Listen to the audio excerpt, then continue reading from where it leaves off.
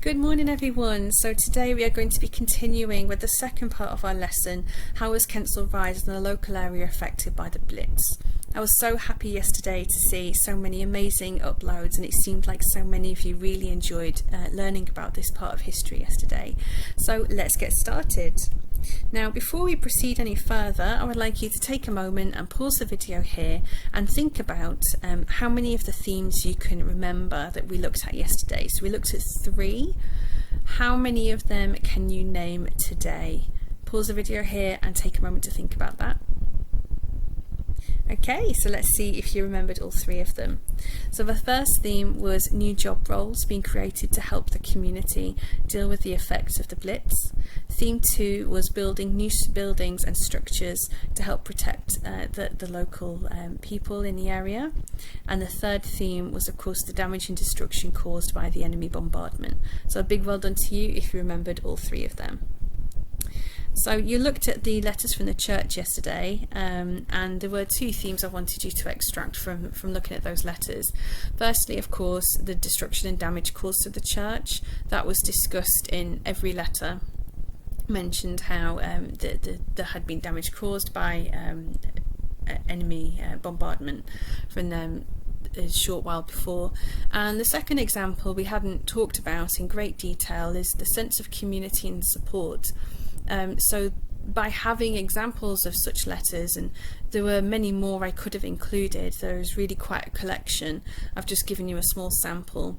Really does demonstrate how people did come together and were supportive and wanted to help each other, and with that as well, people volunteering in those roles as medical roles and fire watching and so on to take care of the community.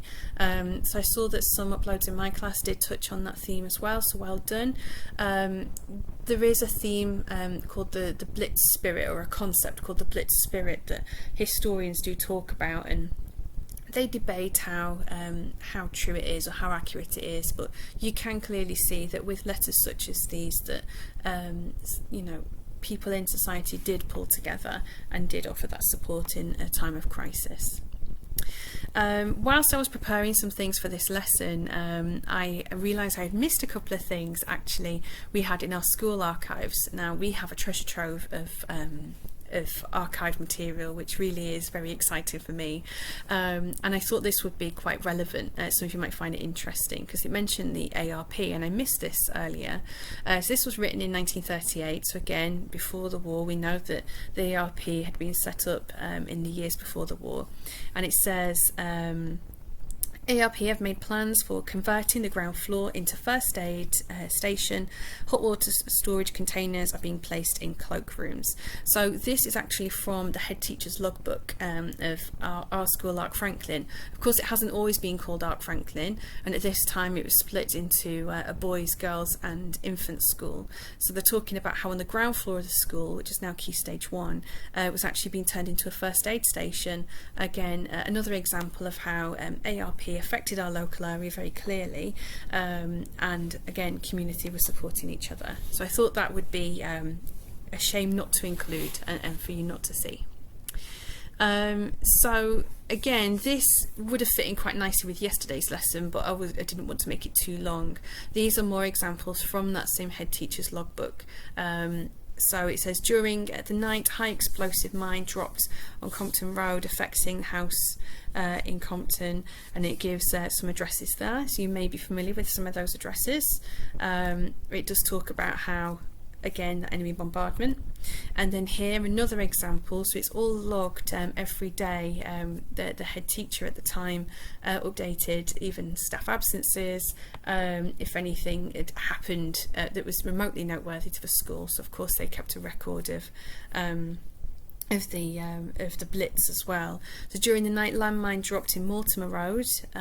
Many houses affected in Mortimer Road, Burrows Road, Langler Road. Attendance only 30 present, and then there was a raid warning. So we're going to be looking at that in a bit more detail later. But you can see how one landmine, and it says one landmine affected so many areas in the surrounding vicinity. So I thought you might find that quite interesting as well. So now to actually start with our fourth theme now. So of course, as we know, we've seen lots of photographic images. We know that lots of buildings were damaged in the Blitz, but as a very tragic consequence of that, many people were either injured or very sadly lost their lives due to the bombing. 43,000 people across Britain died as a result of the Blitz, and many more were injured. It has been very difficult to find more exact and precise numbers for deaths and injuries in London, and even more specifically Brent. I have tried to find that data. Unfortunately, my searches haven't been successful, but we do know from anecdotal evidence or from plaques that many people were affected in this way during the Blitz. So we have seen this photograph already, and it's a photograph taken of this row of shops on the 25th of September 1940 when a parachute mine hit the back of a shopping arcade. So here we know from the anecdotal evidence, which is a story that accompanies the picture or accompanies the event, that two wardens arrived quickly on the scene.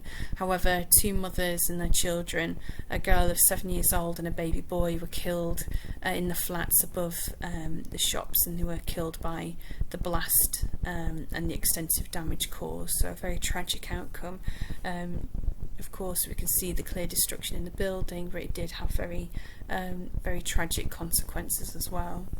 And also this source tells us too how the Blitz did have this impact on very tragically on people. So it's a plaque and it marks how the following officers were killed on duty, so whilst they were working at Kilburn Police Station on the 6th of November 1940 as a result of a bomb explosion during an enemy air attack.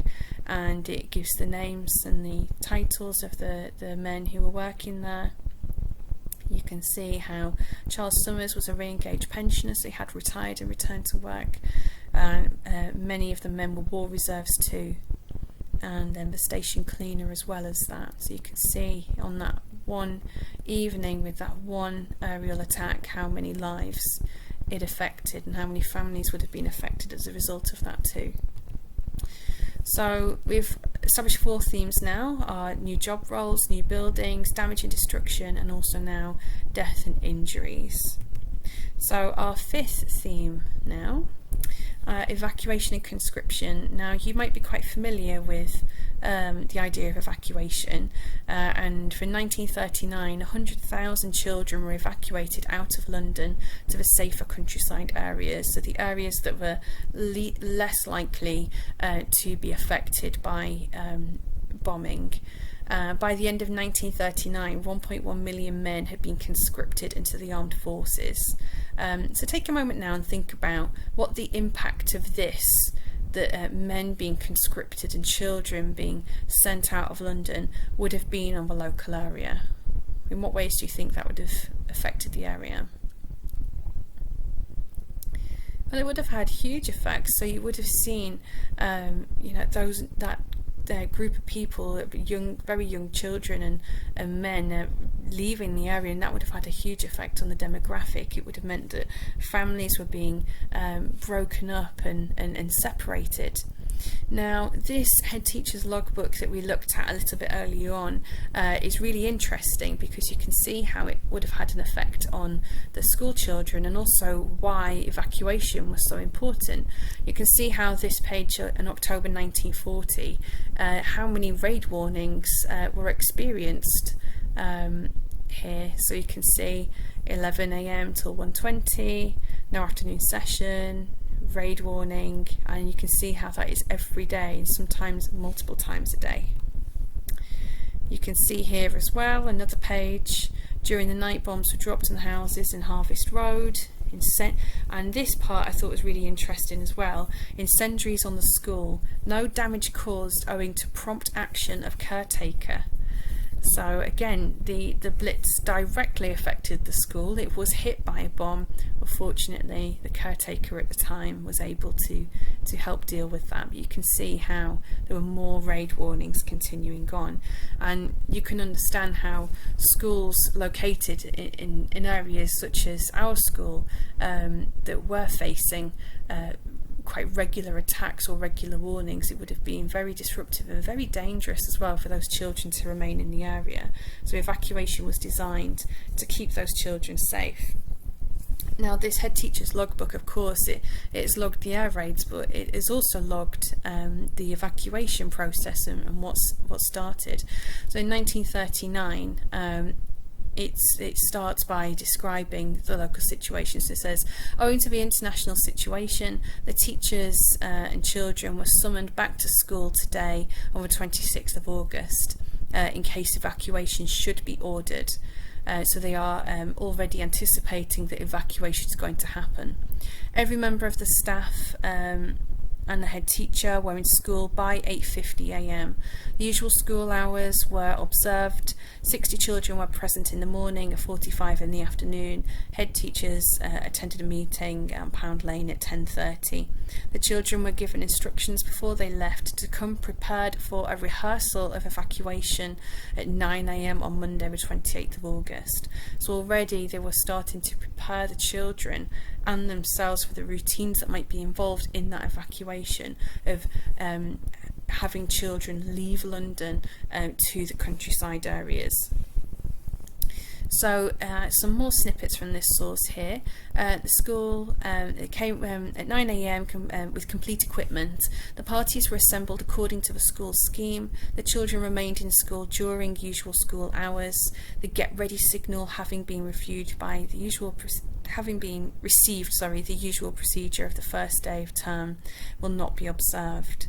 And then here, notice received to evacuate tomorrow, Friday, September the 1st. So they knew it was imminent. They were planning this at the end of August, and they've then been given the go-ahead that evacuation was to happen on a very short notice too. So here, really interesting, the head teacher again has described what exactly happened, how that process started. So it says labels to be affixed to the children, so given, I assume, name badges or a way to identify them. Number of children in the party to be carefully noted before departure and supplied to transport authorities. Why do you think they want to carefully note the number of children? Well, if you've ever seen teachers on a school trip, we like to do counts regularly, and that's of course to make sure that we have the correct number of children with us and to ensure the safety of those children. And these children who are leaving London and going to a whole other part of the country without their parents would obviously a big responsibility to make sure that they all got to the correct place safely. So teachers and adults accompanying the parties must wear white amulet 5 inches wide bearing Willesden in red letters and school number in black. So you can see the level of organisation there. Why do you think they had to wear a white amulet? And why did it have to be such a precise measurement? Well, of course, yes, to identify the children easily. Not more than 1 adult to 10 children. Where there are 2 or more children, the younger may be taken to the department, attended by the eldest. Adults should be spaced on either side of the children en route to the station. On the train, 1 adult should be in every compartment. And then it talks about the timetable, about schoolwork has been interrupted as well due to the preparation for evacuation. So you can see how much organisation has gone into that to keep the children safe, but you can also clearly understand how it did affect the school and how those families and the school would have experienced big ramifications for those children not being there. So with the Second World War being in such a recent history, there are lots of examples of oral history, which is when someone has given a written account or an interview or a spoken account of their experiences. And on the BBC People's War website, there are a great number of these accounts, and they include people from all over the country, but there are also a number of examples of people who live or lived in the local area. So this is an example of one by a person who lived in Kensal Green. So they go on to say, I was living in Kensal Green when the Second World War broke out. I was just 3 years old. In 1941, the war was getting so bad that we had to be evacuated. Living in Kensal Green, we were not far from the railway station, and next to the station was the ammunitions factory, which the Germans were trying to bomb. One day, one bomb blew up half of Hazel Road. Our wall came down and all the windows were blown out. We had a Morrison shelter in the dining room and all the glass went into the shelter. If Mum hadn't been at my grand's house, she would have been cut to ribbons because she would have been in the shelter. So you can see how the explosions had such huge impacts on the houses and on the people in them. We children were evacuated to Whitland in South Wales. Of course, this event obviously sparked fear that then prompted the parents to send the children to be evacuated. When we were allocated to our families in Wales, my sister went to live with two of the teachers from the local high school, and I was placed with a very nice lady. So even though they were sisters, they were separated and they had to live separately. So again, that impact on family and separation is really strong in this account. Unfortunately, her daughter got diphtheria and I had to move across the road to another lady who was not very nice. I had to sleep on a camp bed with coats over me. When Mum came down to see us, we asked her to take us home. We had been in Wales only 4 months. Mum took us home and we lived safely in Craven Park until the end of the war. You find often with these accounts of children being evacuated that they returned home quite soon after, and of course it would have been incredibly difficult and incredibly testing on families who were already living in a very stressful and frightening time, were also to be separated from the children or children from the parents. So you can see here how they did return to London and thankfully lived very safely for the remainder of the war. So our fifth theme there is separation of families. I have added in conscription because of course men were encouraged to sign up to fight for the National Front, but evacuation certainly did have a huge impact on the local area, with the children moving away and then often returning back too. So your independent activity for today, the one I would like you all to do is to read George Yorke's written source. So that has been attached for you on the home learning document, and you're going to be doing some text marking. So I've given you a table in the top of the sheet, colour coded, and if you have access to a printer then fantastic. However, if you don't, you can use, I believe, if you upload it to Seesaw, you should be able to underline parts of the text in coloured pen, and you can upload it that way, or Microsoft Paint as well should allow you to do the same, or even Microsoft Word if you can work out how to highlight on that as well, and you can text mark that way. And then there are some questions I'd like you to consider and maybe even write your answers for. Normally in class we would have discussed these, but think about what George Yorke's experience was like. Does it surprise you, his experience? What evidence for impacts can you see? So the impacts, the effects on the local area. And is there a possible sixth theme that you can see that we haven't investigated yet? Is there something else that's present? So pause the video here whilst you complete that, and then return back to the video once you're ready to see an optional task and the ending of the lesson. So your optional activity here is this one. So there are actually two more memoirs by Peggy and Ben from the same BBC website as earlier. Peggy lived in Kensal Rise, so I would recommend at the very least that you do read that one, because that certainly is very pertinent and very very relevant to our discussion. Ben, who lived in Willesden. So again, read them through, and you can either reflect on these questions or you can produce written answers. However, I'd like you to consider what themes are present in each account. So which of our themes that we've investigated so far can you see? How was Kensal Rise affected by the Blitz? What differences and similarities are there between the three accounts you have read? And how do they show that it's important to read a wide range of sources in history? I would say that links in quite closely with question 3. So pause the video here if you are going to complete that activity. As I said, I would encourage you to read Peggy's account, as that is very relevant to you.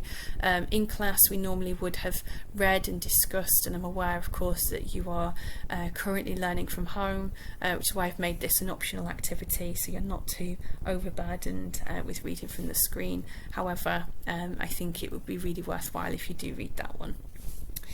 And then it just makes sense here to explain why the Blitz ended. So the Blitz ended in May 1941. The Luftwaffe was starting to suffer heavier losses due to improvements in defence technology, such as radar. And this really was a turning point in the Second World War. Adolf Hitler ordered the Luftwaffe to head east instead to prepare for the invasion of Russia, which meant that then the planes couldn't be used as a resource to attack Great Britain, so it effectively ended the Blitz and the intense bombing raids experienced. However, there were occasional bombing attacks, just not with as much intensity. For example, in 1944 to 1945, so towards the end of the Second World War, the Baby Blitz, as it's been called, saw V1 and V2 rocket attacks on London. But that is basically our end of studying this particular phase of history. It's a very complex phase, so we've done really well to take a look at it across these 2 lessons, and I hope you have found it really interesting and seen a bit of a glimpse of those sources that we have in school as well. So have a great day, everybody. Thank you so much for your continued efforts, and I'll be with you on Monday with another history lesson, but it'll be about the Aztecs instead. It's okay. Take care. Bye bye.